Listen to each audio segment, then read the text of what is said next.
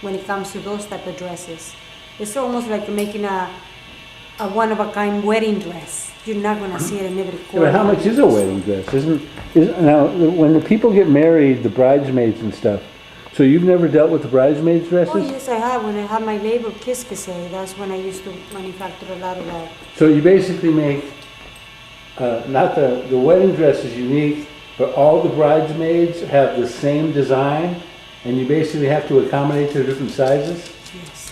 Well, I run small, medium, large, extra large. If you don't fit into those sizes, then, you know. So when you pick your bridesmaids, you gotta make sure that they're viable to fit into the dress, so does the bride pick the dress for the bridesmaids? Yeah, normally, yes. Yes. She picks them and then she tells them, come on in, go to the store and try them on. And what's the price range? Um, I mean, not just for your stuff, I mean, what do people spend on bridesmaid dress? Bridesmaids, I would say over $100 at least. You know, depends how much money you really want to spend, but $100 is average for a bridesmaid dress. $100 up. And then the flower girls, the little girls' dresses are basically the same or no? Even more. Yeah? Even more, because again, at least for me, I make my own garments, my own everything, so I charge accordingly to what I make. You know, I mean, it takes work, it takes creativity, it takes everything else, so people will pay me $150 for a little flower dress, for a toddler. But the flower dresses that are validated by Google are basically like peasant dresses with really powerful prints, right? That are flowers and... There is no print on my dresses. No, I'm saying, but the concept of flower dresses, it's not a style, it's like a peasant dress with like really bright floral colors? No. No? No, a flower girl dress is a little girl that is in a wedding, basically throwing the petals after the bride walks into the church.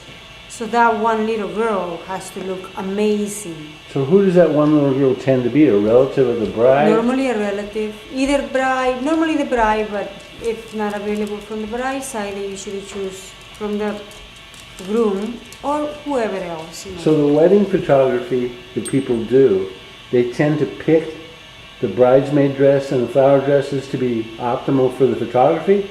Is it something that they wear as a ritual, or because they want to take a picture in that kind of dress? Or? No, they mainly do it because a bride has a theme of color, a theme of how they want the whole wedding to be presented. So everything has to be, you know, done together to everything blend in color-wise, flowers, tables, bridesmaids, flower girl. What I'm trying to get to is when people are going to spend a lot of money on a wedding, whether it be Jewish people or Hispanic or whatever the deal is, and they're going to spend big bucks on videographers and stills and stuff, and they're going to do elaborate setups and everything.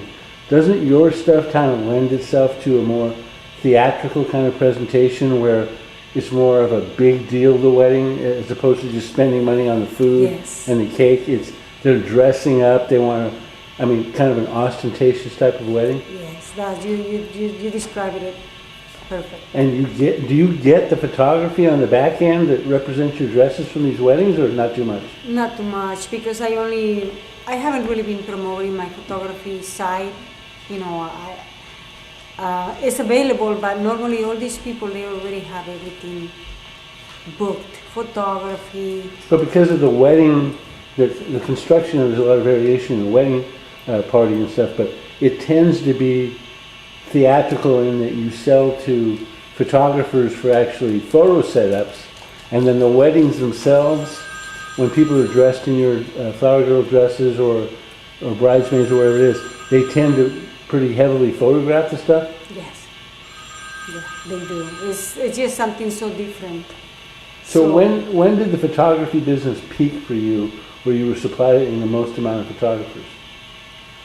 Well, that was really in the 90s. I mean, it was amazing. I mean... So you changed the complexion of what you did? Did you kind of lose that market segment to somebody else?